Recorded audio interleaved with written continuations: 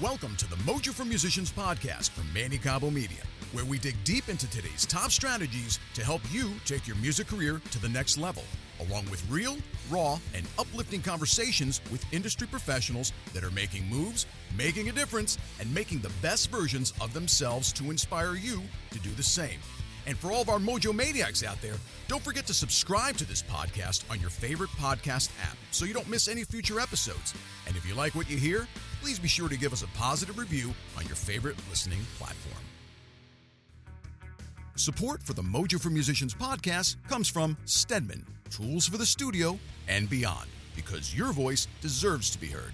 Sennheiser, inspired by music. And Cranium, scientifically designed products for bald, shaved, and buzzed heads. So get your head in the game and own your dome. And now, here's your host, Manny Cabo. All right, Mojo Maniacs, welcome back to another episode, actually number 53 of Mojo for Musicians, a source of inspiration for my fellow artists around the globe. And I have to tell you, this is a special one for me. You know, I've been following this girl's journey for some time now. And for me, growing up in an era of rock icons, we're talking the likes of, Iron Maiden, Dio, AC/DC, Merciful Fate, perhaps. And there's a reason why I threw that one in there last. So I can honestly say that she's the epitome, in my opinion, of the femme fatale rock star. Her stage presence is amazing. Her fashion sense is killer. She plays the bass with the best of them. It almost seems like it's been tethered to her shoulders since she was a baby. I'm beyond honored to have her on the show. So let's bring on the amazingly talented Becky Baldwin. How are you, Becky? And welcome to Mojo for Musicians. Hello, I'm doing good, thank you. How are you doing? I'm good now that you're here. It's been a long time coming. As I said before, I've been watching your journey for some time now. And in all honesty, I'm dying to get into these questions because I certainly, along with my fan base here, we want to know a little bit more about you. So I hope you're ready. We're going to give you an onslaught of questions, but talk to me. Let's dive right in this thing. Your band Fury, right? Which by the way, I love, And the description for all you guys in her bio, if you look, it says epic universe-spanning fantasy core. Right? Now, if that title doesn't intrigue you, I don't know what will, right?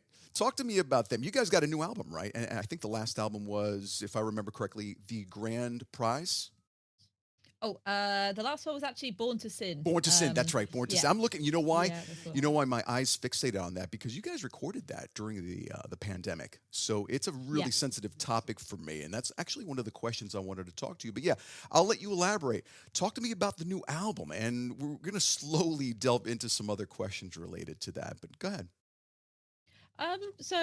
Fury are, I don't know, I guess the universe-spanning fantasy core, that line came out of the band's second album, which was called Lost in Space. And a lot of the songs were themed around space. And I guess the band are more, for a while they're more interested in transporting the listener to something completely different, something out of their own lives. Sure. And I find like a lot of commercial music is very it's about relationships, it's about feelings, and it's like, okay, great, we all love music about feelings, but we like music that tugs at our heartstrings. I get it. Yeah, we do, yeah. I know I do. But something that was a bit more escapist and descriptive. You could like listen to it with your eyes closed and really imagine what's going on around you. Tells a story through the song. So I think that was kind of where that came from. But I think since then, we have become, with the kind of music that we do is a bit different now. I guess we have occasionally broached the whole songs about feelings kind of I love subject. it, man. You guys got such a traditional sound, man. You bring back so many amazing memories. I listen to you guys. I close my eyes. I'm like, oh, yes, amazing talent behind the keys, behind the drums. The singer's got some chops. I love it. I really, really do. Totally relate to it. Thank you. Yeah. And the last album, Born to Sin, that one was more themed around, I don't know, just we wanted to make a very straight up metal album, really. Like we're gonna like put a devil riding a motorbike on the front. Uriah Heep of the 2020s. I get it. Yeah, listen, you pulled it off because it sounds amazing. That's exactly the description that I would give it, man. Spot on. Absolutely, yeah. So listen, how about recording now? For me, I must say, I know I've tried to reach out to you multiple times. You don't know too much about my background, but I do know a lot about you. I don't know if you're familiar, but I lost my dad, to COVID during the pandemic. So as a musician, never mind it already being such an arduous task to succeed in this career, but to record an album, to keep it going, to keep your fans engaged. Talk to me about that. How was it recording your album during the pandemic? It was, frustrating, like having so many setbacks. Mm, But it felt like it was the only thing we could do, was to write as much as we could sure. during, when we really couldn't go anywhere and see anyone. Right. And then, we had certain situations where we'd book in a few days at the studio, like, okay, we're going to record guitars there. We do the first day, finish it, like, that's great. And then you like Right. open your phone, open the news article, and it says, a proper full-on lockdown is happening tomorrow, Ugh, like last minute lockdown. You're like, that oh, just gives me okay, we have to. chills. Yeah, you're just like, okay, well, we're not going to finish the album this month or next month either, probably now. And it was just the, here in the UK, it kind of, we kind of came out of lockdown a few times and then went straight back in, like, Sure, I remember fully. that. Yeah, and it just, it got to a point where we really thought, like, when is this ever going to end? Like, when Right. it first started, and it was like, okay, yeah, you can have a few months or whatever, and then it ended up being 2 years almost that we couldn't work. And it's a shame because that's our sense of normalcy. We can't record music. I don't know what to do with myself, Yeah, especially when you have this momentum going. Because if you remember, everything was really moving along smoothly. yeah, And then bang, it's like it happened overnight. And now what? Tours are canceled. Nothing with respect to production. So that was a pretty hair-raising situation for all of us in the entertainment business, man. So kudos to you. At least you managed to consummate your product. yeah, yeah. I think we kind of decided to change, tact a little bit. We Sure. used to tour a lot, and we thought, well, we can't do that now. What should we do? So we really tried to do as much as we could Right. online. We were doing like live streams, Of and it was course. something we were completely, I had no idea what we were I'm doing. like, what the hell am I? I would look around and be like, did I hit the right button? Are we live? Can they hear us? That was. I think that's a sentiment of Yeah, every musician going on there, and you could see us all originally like, sorry guys, are you guys there? Hello? yeah, yeah, It was such an awkward moment, but thankfully because of that, we were all educated at the same time. We had a new plan to resort to. At least there was an option when you could find equipment, because that was that as well. You couldn't find anything. Everything was out of stock because everyone was desperate to continue their career. But go ahead. yeah. Absolutely, it was. Everyone had to learn a lot of new skills Sure. suddenly, and I think overall we did the best we could with that situation. I would have definitely preferred to have, been touring instead of, I think we all would have. fiddling Yeah. around with computers. That's not really what I like. Right. But Right. It's um, intimidating for a lot. I mean, we're creators. Luckily for me, it's been in my realm all my life. I've been behind the camera as a photographer, so it was a little bit easier for me to get adjusted. But for musicians, all they do is write and tour. They're like, I don't want to deal with this technology nonsense. I really don't. I just want to perform and write music and rock out. So I completely empathize with you. yeah, yeah, thank you. Yeah, it was tough, but we've all learned a lot of new skills, and like Yeah. we're setting up new ways to work that we can keep employing as we move forward, Right. because now we can reach more fans than we could before. Like, Absolutely. if we were just touring in the UK, because we're quite a small band, we didn't really branch out much from the UK. Mm, We can only play to the people who are here. Whereas when we were live streaming, we were getting fans from all over the world, exactly. and we noticed we then started getting more sales going out of the country. So, and then, last year we did our first tour in, continental Europe. So Right. that was, everything started to filter towards, then having a bigger audience, because we've managed to adapt to this new way of living. Oh, 100%. I mean, it's pretty badass now that you'd be in the studio and just go live and be like, hey, what's going on, guys? Becky Baldwin here. I'm recording the new album, and just have a conversation with your supporters. That's the Yeah. beauty of doing that. So I totally appreciate that whole um, aspect of delving down that road to sustain communication with your fans. Brilliant. I totally appreciate your transparency. So, listen, I'm dying to get to this next question because uh, now I just performed with Seven Dust. right, here locally, about 20 minutes away, after decades of manifesting, right? This to me was one of the most epic moments in my life. So talk to me. I could tell you, I could see the giggles about to, burst out of you. Talk to me about you standing in for Merciful Fate. Like something astronomical, like 14 headline shows. Here in America, Canada, Mexico festivals. That must have been insane. I mean, I still remember, Becky. I swear, I still remember the first time I heard "Evil" off of Melissa. And I was born in the cemetery, another sign of the moon. I mean, that's epic stuff. And for you to jump on stage with this fan base, because they are absolutely insane. Talk to me about that, because I'm sure you're still on a high. Yeah, definitely, definitely.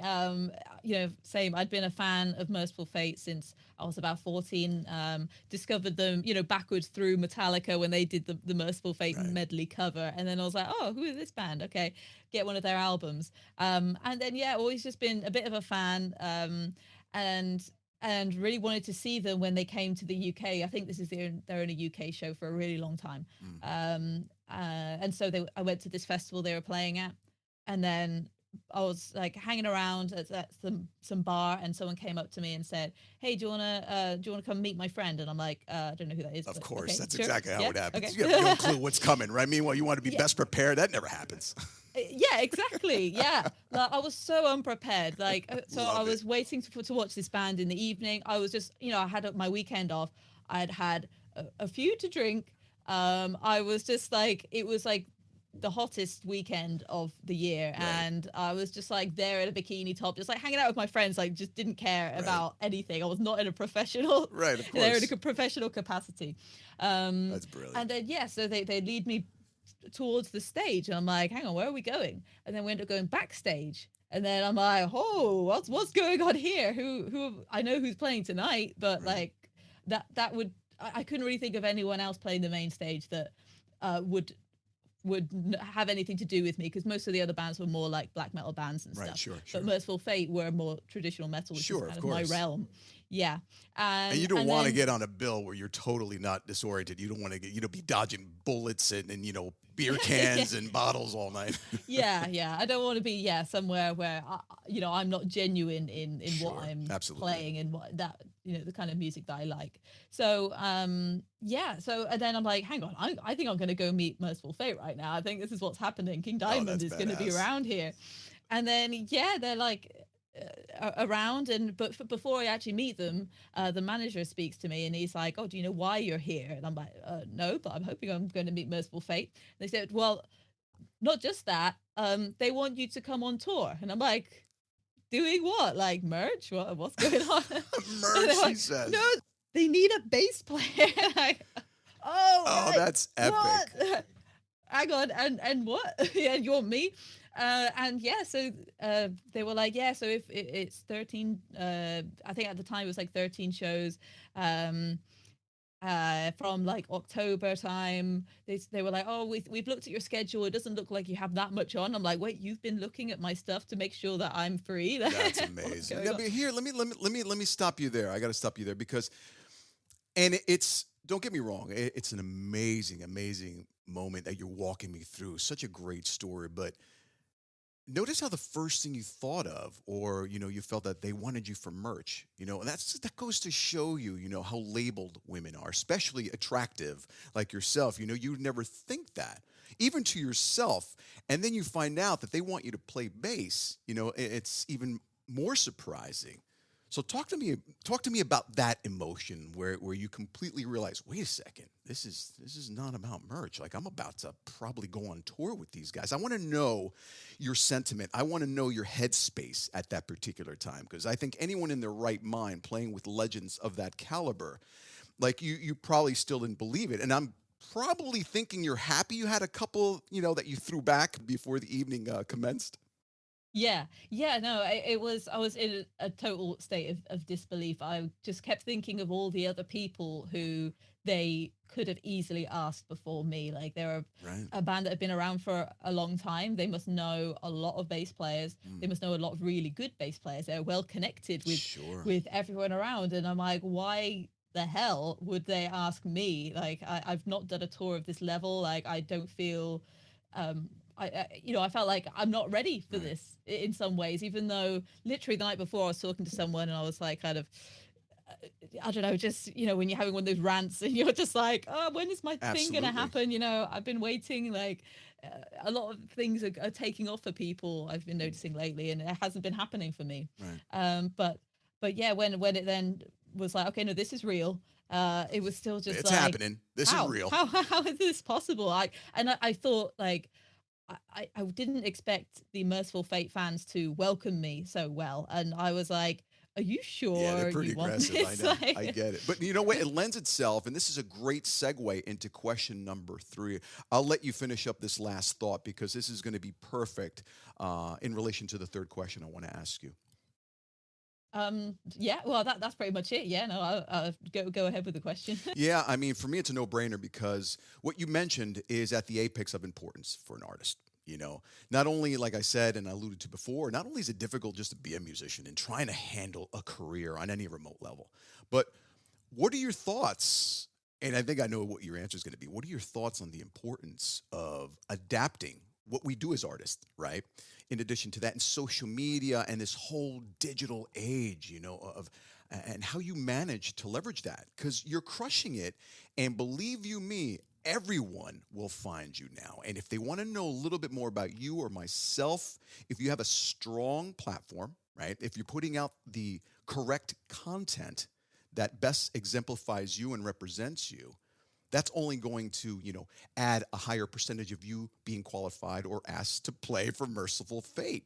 So this is why I said this is absolutely a perfect time for this question. Specifically, talk to me towards the female audience, how difficult it is in your situation to make that transition, right, into this world, because it is difficult, let's face it. And gradually now, I'm really happy to see more females boasting, and making the grade. I think that the women should run this world because we men have screwed it up constantly. We need more females in power, just running shit. And that's all I got to say about that. And the second part of that question, talk to me about both the challenges, your personal challenges, and benefits of holding a career in the entertainment business as a woman. Yeah, I guess if you're thinking about benefits, like, because I guess there's fewer of us that have been around, it's easier to be remembered. Like, you will be noticed, and people will kind of keep you in mind. You kind of you stand out, really. And I think some people really push back against that. They're just like, oh yeah, well, she can't play, she just, like, has all these views and is really successful because she's a woman. And you're just kind of like, yeah, but like, when you look at all like so many successful metal musicians, Absolutely. like, they're mostly guys. They're still, like, despite this, like, there's still a big imbalance. And I think, there will be for a while, a long time, because women aren't getting to those high profile positions. And they're not inspiring the next generation as much as they could be if there were more of them. And there will always be a bit of a block between, okay, yeah, you're doing lots of stuff online and you're kind of safe in that you're just playing at home, really. But then when you go into the real world, you've got other things to think about, and like how people will take you seriously in that world, like the dangers that are involved with being on the road. People, at least when people are mean to you on the internet and they leave a comment, you can just delete the comment and go block and just be like, that person's never going to speak to me again. But what happens when you go somewhere and someone's like taking the piss out of you and they're heckling the crap out of you? I get it. Yeah, and they're in a position of authority, like, maybe they're in another band and they're just being like, what are you doing here? Like, no way you could play this. And you've got to just take it and then just hang around with this person for the next, like, a few hours, or maybe you'll see them again, I don't know, another time in your career. And it's, these things that are just really off-putting and really scary, especially when you're then also in a minority. You're like, who else do I speak to in this about this? Because will the guys in the band understand that I'm going through this particular thing? So you feel like will this sense of yeah. solitude, right, and vulnerability.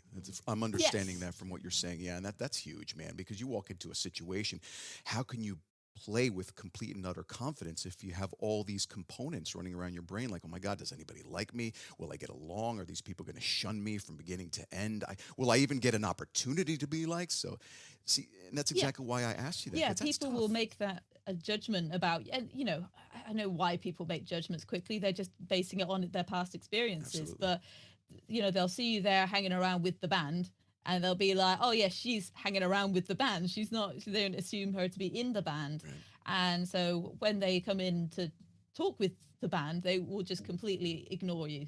That is, unless if they know already that you're part of the band, they will just kind of think you're one of the girlfriends or something, Right, which I right. don't understand. Was it like that Why? on the tour What? with Merciful Fate? Just curious. I got to interject. Not most people were aware. There was a few people that did not speak to me at all until Wow. King would introduce me as the bass player.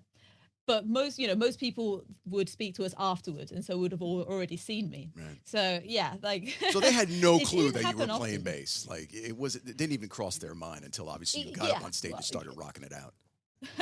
yeah, yeah. Like it's, I guess, again, most people did know, but there was a couple of situations where I just got that kind of feeling, I like see. this person's made eye contact with every other band member in the room except for me, and Gotcha. maybe I'm a bit paranoid because things like this happen to me a lot, or I'm paranoid, and that's why I think it happens to me a lot. I But think it's actually, I think it's good nowadays to be a little paranoid, just watch your surroundings. But yeah, I feel you. I mean, yeah, you try and pick up these little cues, and you're like, right, okay, do I need to right. remind them, or just be like, make sure that they know that I'm here in the band and I'm not just kind of a Klingon. It just sucks because you got to go around instead of focusing on performing. You got to read the room. Yeah. You got to find out what. It's just it really is nonsense, unfortunately. But this is the world that we live in today. I think you've done a great job in sustaining your career and ignoring all the criticisms because, like you said, at the end of the day, they're just projecting their own insecurities anyway. It has nothing to do with you.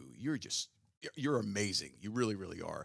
You're extremely talented. Your vibe. I mean, I watch your thread. I'm like, I scroll down and I said, I've been an editorial music photographer for years, and you're posting such great quality content. And at the end of the day, it's a business. Listen, I hate doing it. It really is. It's a second life that we have to, but we have to uphold that responsibility because it's that substance that led you to perform on stage with some of the greats, which helps build your following. Yeah. It's just one step to the next until you get to that plateau where you're like, wow, you did the work. What I'm trying to say is you cannot avoid putting in the reps, and you're doing that. So kudos to you. Thank you. Thank you. Yeah, like if I wasn't doing these videos, then I wouldn't have been asked to do it. It Right. was just through not just like the bass videos, but I think also interviews like this and Absolutely. like videos where you're talking, because I kept thinking like why they put their trust into someone that they don't know to go on a tour for like 6 weeks. Sure. What if like the person that they hire is really annoying and just like terrible to be around? Oh, But, they knew what I you were guess, all about. Trust me. It's not like they saw they can you in watch the the crowd and be like, videos. yeah, she looks pretty cool. I think maybe she could learn some of our songs. I guarantee they've been scouting you months in advance and you had no clue. And they probably, you know what? I wouldn't even question the fact that they probably waited for the most vulnerable time to find out what type of person you truly are or were at the time. Okay. Guarantee it. Yeah, take it completely unexpected. Right. Like, Because they know, let's see what she really has. Is she cool to talk to? Is she, arrogant or conceited or shy? And these are all components and elements that they take into account. I mean, they're backing up tours with millions of dollars. They're not just going to throw anybody up there. So I'm sure you gave them enough to look at and said, wow, we really got to go after this girl. And that's you. You did the work. Thank you. Yeah, no, it's very reassuring when I start thinking in that headspace rather than like how did I get so lucky? It's more like no, it was luck. It wasn't Luck. lucky. Okay, there was a part of luck, but it was, working consistently at it for a long time, and finally something happened. Finally, you got lucky, but you Sure. did a lot of stuff to become lucky. Yeah. I mean, personally, I don't believe in luck. Luck favors the bold. Luck favors the prepared. If you work your ass off, when the timing is right, you're going to get asked to come up and show your stuff. But But brilliant. I appreciate that, seriously. And let's get to the last question. My signature question, obviously. What is your mojo, Becky? You know, the name of the show is Mojo for Musicians. And I love asking this question because I get so many different interpretations. You know, what gets you up in the morning? You know, I know that in this career, it's difficult. Sometimes even heart-wrenching, right? Because you don't get the accolades that we want sometimes. We don't get the successes. We don't get the opportunities. It's a lot of work, late nights, criticisms, you know, a lonely life. So what gets you up out of bed every day when you look in the mirror and you say to yourself, yeah, man, I can't put this bass down. This is who I am. This is what defines me. I am an artist now until the end of time. I think sadly it's maybe a bit of a fear of any other kind of work. Like That's a good one. yeah, like I when I was a student, I was really struggling to find a job for a really long time, and it really sucked. Like the student loan we were given was like just not enough to live off. I did some really terrible bar work, which I was just not like suited to. I'm just Sure. I'm not that kind of personality. You had to like wear this like Jägermeister dress and Yeah, like yeah, of walk course. around with some stuff and like go and flirt with the guys and get them Yeah. to buy a Jaeger shot. And I'm like, no, I can't do that. And like I was always, you know, the person in charge would always be like, why haven't you sold any? Like, why aren't you talking to those Ugh. guys? And I'm like, I just don't want to talk to those guys. It's horrible. And then that summer, so I stopped doing that job. And then that summer I worked in this factory. And it was just horrible. Like, you know, like Right. 9 hours a day, the same radio station is on all day. Katy Perry's California Girls, like That's a 12 times a saturated day. Like, airwaves. I get it. I don't need to hear it I anymore. know. I And know. it's just so mind numbing. And I get, you know, I was like, you know, I'm earning good money here. It's all right. Like there are worse things to do. Sure. But I did, you know, always think like, oh man, what if something happens with some of this machinery and I lose my finger Yeah. like Tony Iommi, but it doesn't create something even better and make heavy metal like Right. down tuned. Well, that's a It could valid like point. end up ending my career. It's a valid point because, you know, we realize that, you know, money doesn't buy happiness. Money is just a conveniency. At the end of the day, because I did the corporate world, I was making really good money, and that's not to boast. I was miserable. Pagers and phones. I had a company car. I couldn't enjoy anything. And meanwhile, in the back of my mind, all I kept on thinking was, yeah, that's a good lyric for this song. It will always haunt you. You know, I'm a big advocate to say, guys, make sure that for the rest of your life, if you're going to do one thing, do something that you're utterly passionate about, because the inkling will always be nudging at you. There'll always be this little finger pointing you in the back going, hey, Becky, you know you love playing bass, right? You know you're a musician. You know you're not cut out for this. That will always haunt you. So I'm just really elated that you followed your calling, that you Yeah. upheld your passion as a musician, because we wouldn't be able to see you nowadays rocking out with bands like Merciful Fate, you know, and Fury. Yeah, yeah, like it, you know, that is what I always think back to, like as like long as the hours are and how hard it is, or when it's frustrating, like I'm still surviving as a musician. That's all I ever wanted to do, is just like not have to go back to any other kind of job, because there's always something in it that is fulfilling to me as And it's kind of an impetus too, right? You call it fear. I call it an impetus, because when you're scared, you know, we have two reasons. It's a fight or flight response. And that fear, correct me if I'm wrong, that might be your ally, your best friend right now, because it keeps you pushing and becoming better at your craft, right? Because I know it does it for yeah. me. You're not alone in that, because I could not even think, not even remotely think of the idea or conceptualize me going back to the corporate world. That's never going to happen. So I will do the impossible to keep upholding this career as an entertainer, whether it be a podcaster, musician, photographer, voiceover artist. It doesn't matter. This is my life. This is what I love doing. And I'm sure that you agree with me in that sentiment. Yeah, absolutely. Like when going back to like the lockdown, when that kicked in, the fear came back, you know, and then it Absolutely. was like I need something radical, and that kind of pushed me to do something that I'd been thinking of for a few years, but I hadn't like just pushed myself to do. It was just to start like a Patreon and really think more smartly. Right. That'll do. Listen, About like my this is online a rock presence show. and We're all stuff. good. Trust me. It doesn't even Yeah. matter. We get what you're trying to say. Yes. Make that Yeah. adjustment. You have to. Yeah. Yeah, and like that adapting to like, less of the teaching that I was doing and more to Patreon has like opened up so much more time in my day to like work, practice. And so when like the Merciful Fate job comes along, I'm like, yeah, I can just do Patreon. I can practice all day. I can update those Patreon followers with my progress and stuff, and it meant that I could just, yeah, survive off just doing Sure. music and not worry so Sure. much about other things. And that was something I'd been putting off for a long time. But the fear of the lockdown and no gigs made me It put do a that, it put because a I was fire like, in your I'm ass, not as we going back. say here in the Yeah, States. like, okay, not going back to a Exactly. factory now. Exactly. Well, listen, it has been a pleasure, seriously, an honor to have you on the show, Becky. I'm so excited. I wish you nothing but continued success, abundance, more global fame. Is there anything else that you'd like to plug? How do my supporters find you, to follow you, to keep rooting you on these incredible excursions of yours? If you go to my website, beckybaldwinbass.com, you can find everything there, or any of the social media sites, type in Becky Baldwin Bass, and I'm sure you'll be able to find me. Watch out for the fake profiles, but I Yeah, think you'll be able to tell if you yeah, just do a bit of digging. 100%. Anything else you want to promote?